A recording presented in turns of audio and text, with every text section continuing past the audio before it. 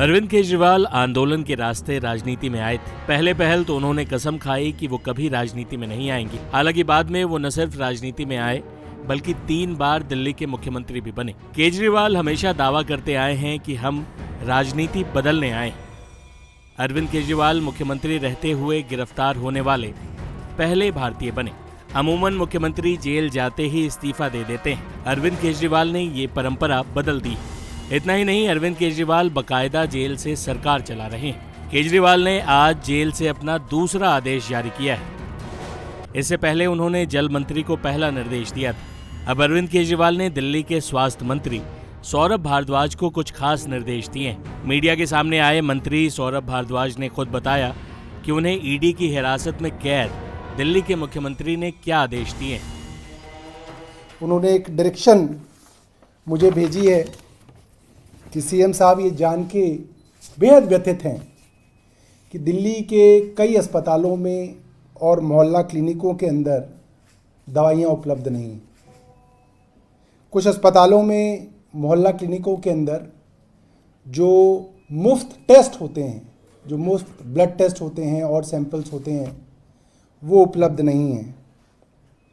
और उन्हें लगता है कि उनके जेल में जाने की वजह से दिल्ली में किसी को तकलीफ नहीं होनी चाहिए। वो जेल के अंदर हों, बाहर हों, जब भी कोई गरीब आदमी सरकारी अस्पताल में दवाइयाँ लेने जाए उसे दवा मिले। और अगर उस गरीब आदमी को दवा नहीं मिलेगी, एक बड़ी साधारण सी बात है दोस्तों कि एक मिडिल क्लास आदमी अगर अस्पताल में जाए, दवा ना मिले तो वो खरीद सकता है। मगर दिल्ली के अंदर लाखों ऐसे गरीब परिवार हैं जो दवाइयों के लिए पूरी तरीके से सरकारी अस्पतालों में आश्रित हैं। और कुछ लोगों की तो दवाइयाँ ऐसी हैं जो जब तक जिएंगे तब तक उनकी दवा चलेगी। किडनी की जिनको बीमारियां हैं, जब तक जिएंगे तब तक डायलिसिस होगा, जब तक जिएंगे दवा चलेगी। ब्लड प्रेशर की दवा है, डायबिटीज़ की दवा है। इस तरह की कई ऐसी चीज़ें हैं जिनकी दवा के लिए वो लोग पूरी तरीके से दिल्ली सरकार के अस्पतालों पे, मोहल्ला क्लिनिकों में और हमारी डिस्पेंसरियों में जो मुफ्त दवा मिलती है उस पर आश्रित है।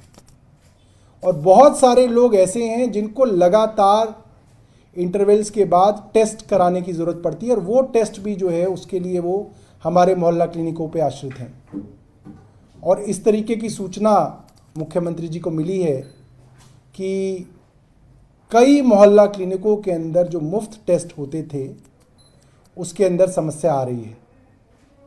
तो उन्होंने मुझे आदेश दिया है कि इसके ऊपर जल्द से जल्द उचित कदम उठाए जाएं और ये सुनिश्चित किया जाए कि सभी अस्पतालों में, मोहल्ला क्लिनिकों में सारी दवाइयाँ और सारे टेस्ट मुफ्त मिलें और उनकी उपलब्धता कम ना हो।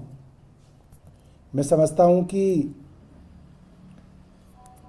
उनका निर्देश तो हमारे लिए भगवान की आज्ञा जैसा है और इसके ऊपर युद्ध स्तर पे मेरा विभाग और मैं मिलकर कार्रवाई करेंगे। दिल्ली की जनता राजनीति का यह नया ही प्रयोग देख रही, जहां मुख्यमंत्री हिरासत से सरकार चला रहे हैं। लेकिन यह लोकतंत्र के लिए अच्छा उदाहरण है या खराब, इसका जवाब तो भविष्य के गर्भ में। टाइम्स नाउ भारत डिजिटल की रिपोर्ट।